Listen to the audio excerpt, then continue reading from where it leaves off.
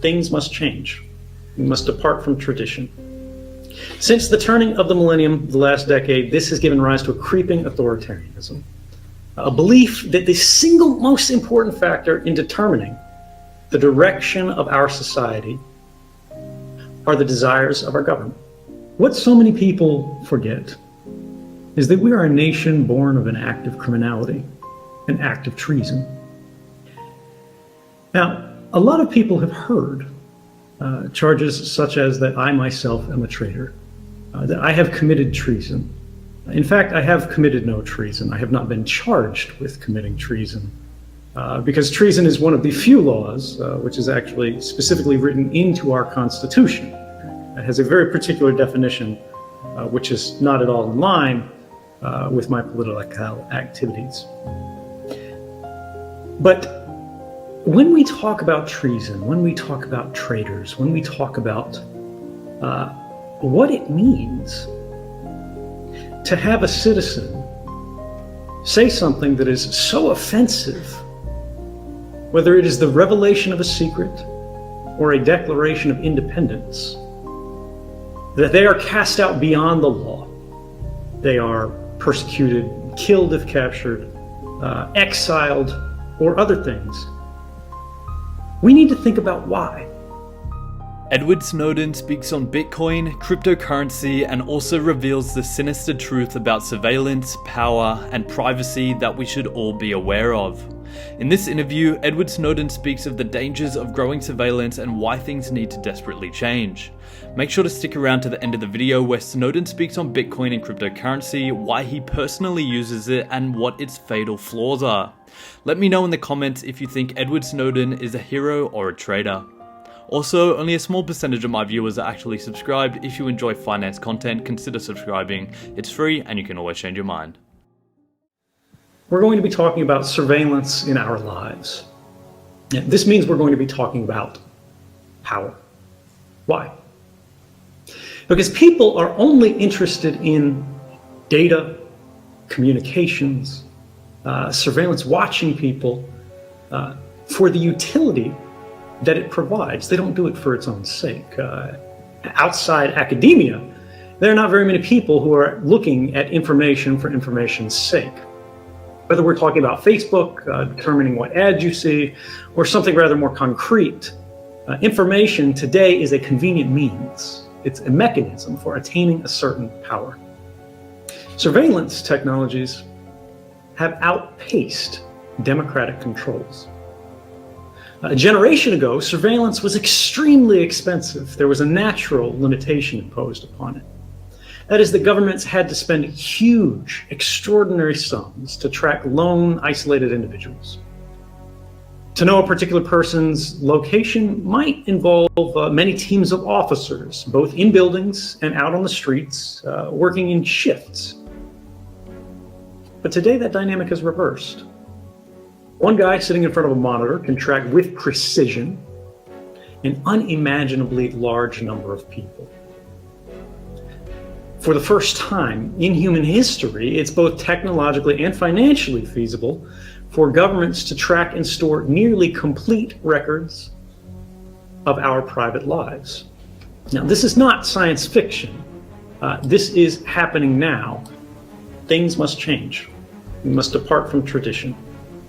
Since the turning of the millennium, the last decade, this has given rise to a creeping authoritarianism, a belief that the single most important factor in determining the direction of our society are the desires of our government, where the morality of a given thing has become less important than the simple lawfulness of it. This is a system called legalism. If it is legal, then it doesn't matter. That's the end of the conversation. Hard-won prohibitions from history are being overturned or ignored on the basis of nothing more than a claim that this has become necessary because these are dangerous times.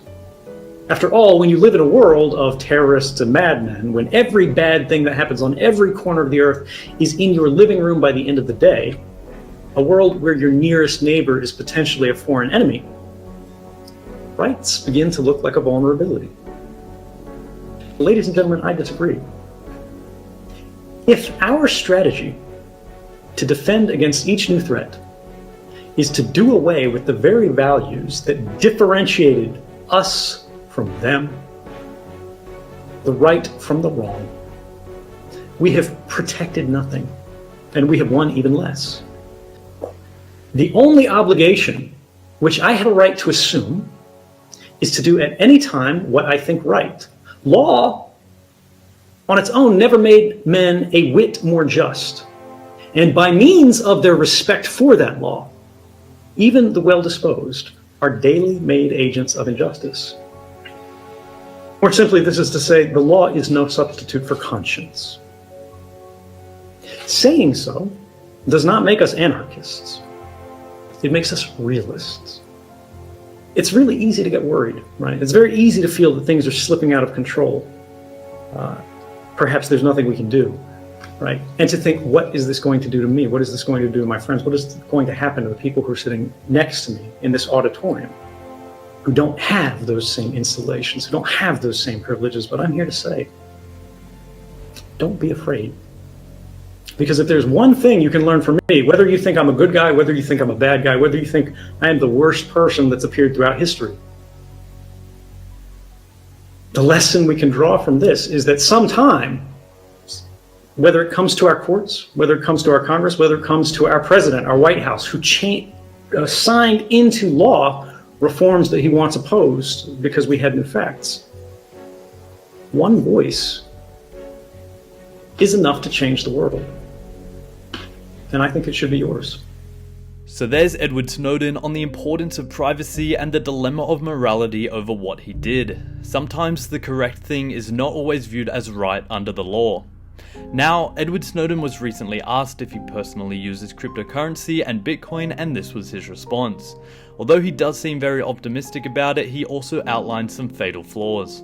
That digital currencies will be the next stage of money because they're trying to create competitors now, effectively to Bitcoin. And I think they're not really hiding the fact that it's that so-called central bank digital currencies, which is just a rebranded version of fiat currencies, which don't have any really desirable properties for the public at large, beyond the government being able to more effectively disperse sort of stimulus payments.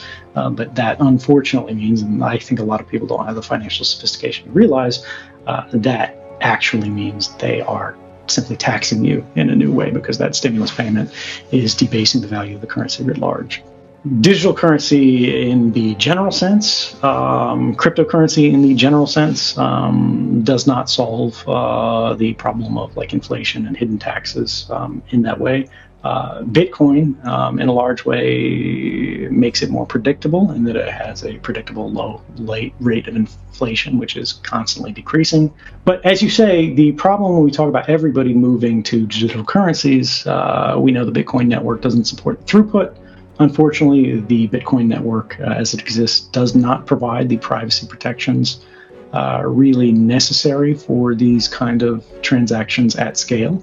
And I think it should, and it could, and it's clear to me that the developers realize this should be done for whatever reason. However, when we're talking about Bitcoin improvement proposals, they haven't actually moved to do this, which is puzzling to me because now they've had years to do it. Mm-hmm. When we talk about this, though, you know, the inevitability of this transformation towards digital currency, I'm not picking winners and losers. I don't have a horse or care or concern as to who wins this beyond, I think, what the world needs, what we need, is a truly independent means of enabling private transactions. If that's Bitcoin, great, fabulous. I use Bitcoin. I've used Bitcoin before. I'll continue to use Bitcoin. But it's very difficult for me to use Bitcoin. And yet, that is a huge improvement over credit cards, which I cannot use because those networks are not even pseudonymous in the way that, for example, a Bitcoin transaction would be. So this is to say that, you know, cryptocurrency has, I think at this point, amongst the development community, the academic community, pretty well understood flaws. But I don't think there's any reason to say that they can't be resolved.